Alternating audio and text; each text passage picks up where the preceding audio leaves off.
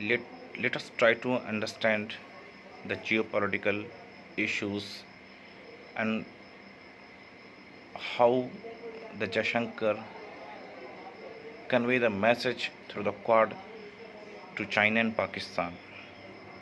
And first, we go through the message of Jaishankar and intro of this topic.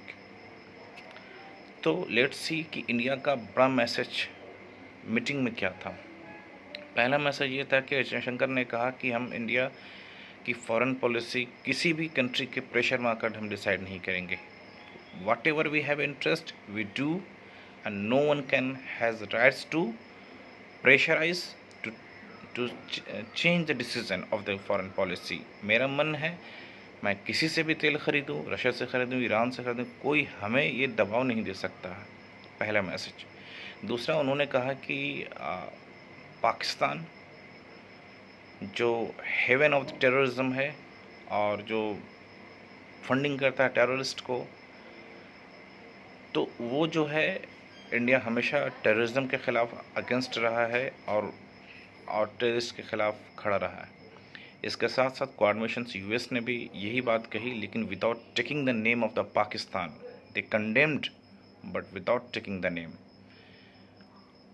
ये चीज़ समझ में इसलिए नहीं आती है कि अमेरिका ने पाकिस्तान का बिना नाम लिए हुए कंडेम्ड किया है, क्योंकि ये एक चीज़ दिखाता है कि पाकिस्तान की करीबी अमेरिका के साथ बढ़ रही है और पाकिस्तान से किसी तरीके का विवाद में या किसी तरीके से चेंज नहीं लाना चाहता थ्रू द डायलॉग्स। जैसा कि हम लोग जानते हैं कि पाकिस्तान के मिलिट्री जनरल आसिफ मुनीर को ट्रंप ने डिनर पे इनवाइट किया था। तो डैट इज़ द रीज़न कि पाकिस्तान के साथ भी करीबी है और वो थोड़ा फेवरेटिज्म की तरफ है, जो इंडिया की फॉरेन पॉलिसी, इंडिया की पॉलिसी को हर्ट करता है इंडियंस की।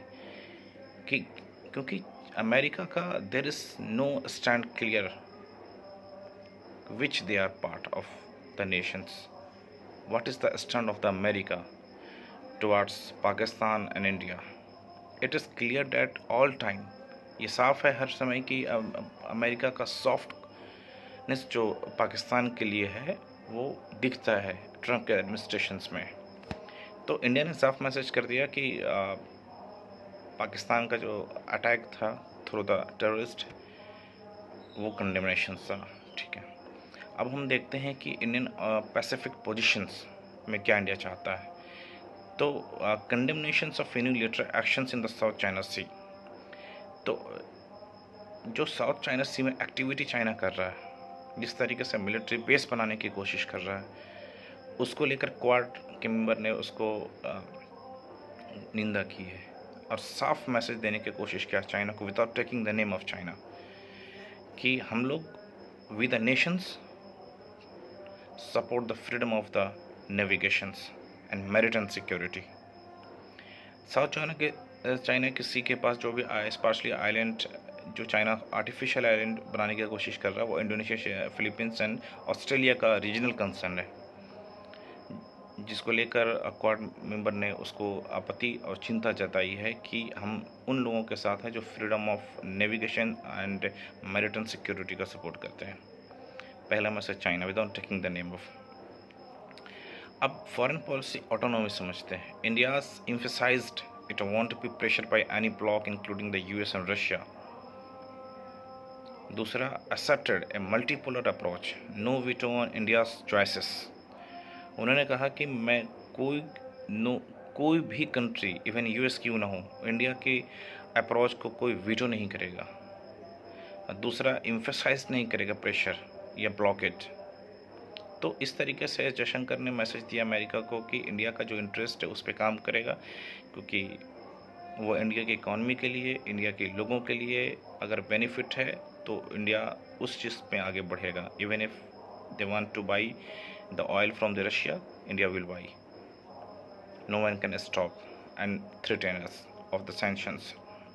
Quad in actions. India's highlighted real-world project, maritime domain awareness, vaccine delivery, and critical tech and disaster response. Squad जो जो ऑर्गेनाइजेशंस है उसमें इंडिया 4 चीज़ों को हाईलाइट किया है। वैक्सीन की delivery in free of cost, और technology transfer, disaster response, and domain awareness through the military vessels, and strategic timing. It is happened just after US political change when the Trump came into the power, signaling Quads continue regardless of the leadership. ये अभी हो रहा है क्योंकि America का president जब power में आया तो सबसे पहले इंडिया का जो बायलैटरल मीटिंग हुई है वो क्वाड मेंबर के साथ हुई है। व्हाट इंडिया मिस्ड या चूज नॉट टू से, लेट्स डू एनालाइज। इंडिया क्या मिस किया और क्या नहीं कहना था, किस चीज़ को अवॉइड किया टॉपिक को क्वाड मीटिंग में, लेट्स एनालिसिस समीक्षा करते हैं उसके हम। उन्होंने direct mentions of Pakistan and China का नहीं किया इस क्वाड मिशंस में। India avoided the names of taking Pakistan and China and sticking diplomatic norms. ये एक कूटनीति तरीके से अपनी सारे बातों को रख दिया without taking the name of China and Pakistan, because India does not want to escalate the situations with the neighbors country at the time, या direct confrontation with the China. India कभी भी नहीं चाहेगा कि अपने इस बयान से या उसको नाम लेकर या पाकिस्तान इंडिया के साथ डायरेक्ट कन्फ्रंटेशंस हो, क्योंकि अभी किसी भी चीज़ों को इंडिया उस कंडीशन में नहीं चाहेगा एस्केलेट करने के लिए कि किसी तरीके से विवाद में आए। और इंडिया एक चीज़ में सबसे बड़ी चीज़ क्या हुई कि इंडिया के जो फॉरेन मिनिस्टर जयशंकर हैं वो साइलेंस रहे यूक्रेन और रशिया के विवाद को लेकर। दूसरा, इजराइल गाजा कॉन्फ्लिक्ट को लेकर no single statement align with the western bloc on current global crisis. Second, maintains India's neutral interest. First, positioning on global conflict. India का शुरू से ये पॉलिसी रहा कि हम नॉन अलाइड मूवमेंट में हम किसी की तरफ नहीं है, इसलिए वो बायलेटरल वो अपनी बात न्यूट्रलाइज और न्यूट्रल रहना चाहता है। लेकिन एक समय ऐसा आएगा कि इंडिया को खुद का स्टैंड लेना पड़ेगा कि वो रशिया के साथ है कि यूएसए के साथ है। तो अभी इंडिया के जो इंटरेस्ट है वो ग्लोबल कॉन्फ्लिक्ट में न्यूट्रलाइज है। और तीसरा क्या मिस किया है, no discussion on military coordinations पे कोई सहमति, कोई बातचीत नहीं हुई है। Despite increasing maritime security talk, there was no nations of trails alliances, reinforce that Quad is not NATO-style military alliance, and no comment on Taiwan and Hong Kong. India kept away from sensitive red lines for China, avoiding topics that could provoke Beijing directly. India अपने आप को sensitive red line से दूर रखा from red lines for China के लिए, और avoid किया टॉपिक को कि डायरेक्ट बीजिंग तक मैसेज ना पहुँचे कि मेरा इंटेंशंस क्या है और ये ब्लॉक का इंटेंशंस क्या है।